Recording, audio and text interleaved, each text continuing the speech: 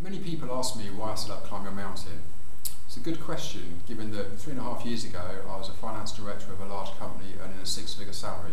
Why on earth would I give that up to set up a charity? Well, it's a very personal story.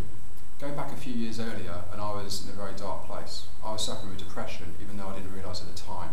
And that was due to a business that effectively failed, and I owed an awful lot of money as a result. I spent the next few years paying off that debt and gradually climbing my own personal mountain. And back in 2007, I wrote a book, a very personal account of what I went through. And a couple of things stood out as being really beneficial during that time. And they were that I ran the Las Vegas Marathon and Toronto Marathon. It gave me something to focus on, something to train for, and that sense of achievement. I also did it for charity and raised some money for a much needed cause.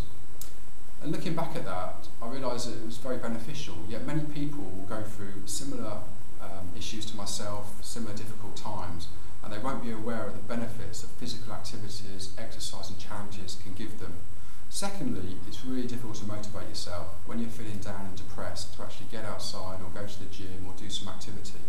So the idea of climbing a mountain was born in the sense of helping anybody going through a difficult time, facing their own personal mountain, giving them the opportunity, the motivation and support to get involved in exercise, activities and challenges.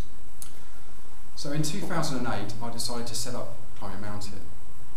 But over the first 12 months, it was very apparent that people coming and getting involved who were suffering with depression often felt completely out of control and lost. Why did they feel like this?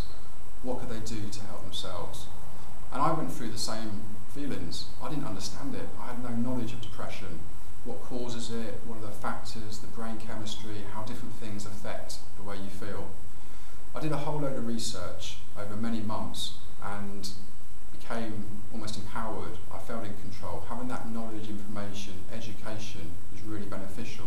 So we set up the educational side of things with the courses and the books.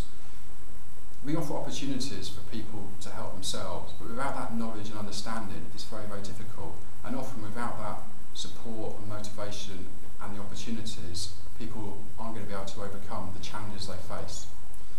So I hope that from my story and the difficult period that I went through, many, many people will go on to benefit through climbing a mountain.